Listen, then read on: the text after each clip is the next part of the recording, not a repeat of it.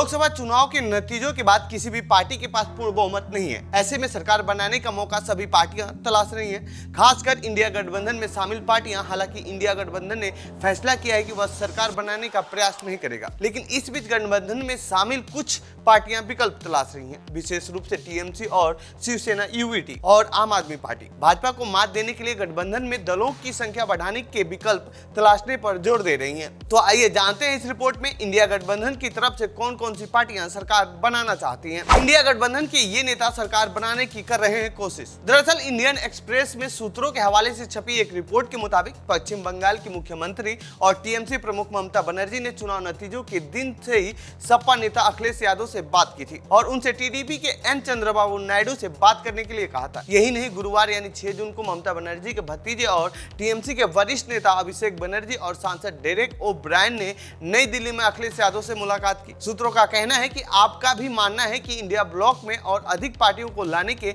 विकल्प तलाशे जाने चाहिए। आप नेता संजय सिंह और राघव चड्ढा ने भी ममता बनर्जी से मुलाकात की। दोनों नेता अलग अलग शिवसेना नेता संजय राउत के आवास पर भी गए थे। टीएमसी नेताओं के मुंबई जाने के पीछे क्या मकसद है? टीएमसी सरकार बनाने के प्रयास को छोड़ना नहीं चाहती है। टीएमसी नेता अभिषेक बनर्जी और डेरेक ओ ब्रायन मुंबई भी जा रहे हैं, जहां वह शिवसेना यूवीटी प्रमुख उद्धव ठाकरे और उनके बेटे आदित्य ठाकरे से मुलाकात करेंगे। टीएमसी नेताओं से मुलाकात के बाद अखिलेश यादव ने कहा कि लोकतंत्र में उम्मीदें हमेशा बढ़नी चाहिए। उन्होंने कहा, खुश करने से सरकार बन रही है तो खुश कोई और भी कर सकता है। आशा और अपेक्षाएं कभी खत्म नहीं होनी चाहिए। आशा और उम्मीदें हमेशा बनी रहनी चाहिए। चंद्रबाबू नायडू से अखिलेश की क्या बातचीत हुई? सपा के सूत्रों ने एक्सप्रेस को बताया कि अखिलेश यादव का मानना है कि चंद्रबाबू नायडू या नीतीश कुमार की इतनी जल्दी पाला बदलने की उम्मीद नहीं है, लेकिन वे टीएमसी नेताओं से सहमत हैं। कांग्रेस आक्रामक रूप से संख्या बल जुटाने के मूड में नहीं है, क्योंकि इंडिया गुट दावा करने की स्थिति में नहीं है। वामपंथी नेताओं का भी मानना है कि दावेदारी के लिए एक अलग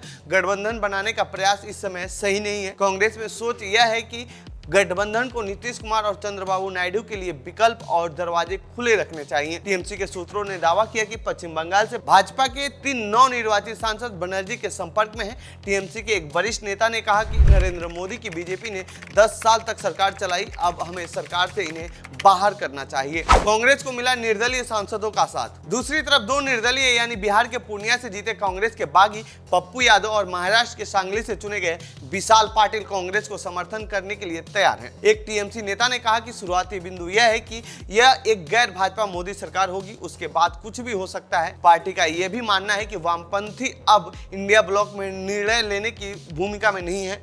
एक नेता ने कहा कि सपा जैसी पार्टियां हैं जिनके पास 37 सीटें हैं, टीएमसी के पास 29 और शिवसेना यूवीटी के पास 9 सीटें हैं। हम अन्य पार्टियों की फोटोकॉपी नहीं है, हमारे अपने विचार हैं, इसीलिए वामपंथियों पर ये सोशलिस्ट पार्टियां भारी पड़ रही हैं। तो ये थी नई सरकार और इंडिया गठबंधन से जुड़ी हमारी रिपोर्ट। आपको कैसी लगी ये रिपोर्ट कमेंट बॉक्स में बताएं। साथ ही इस पूरे मामले पर आप क्या कहना चाहते हैं कमेंट बॉक्स में लिखिए। बाकी देश दुनिया की खबरों के लिए बने रहिए जनसत्ता के साथ। धन्यवाद।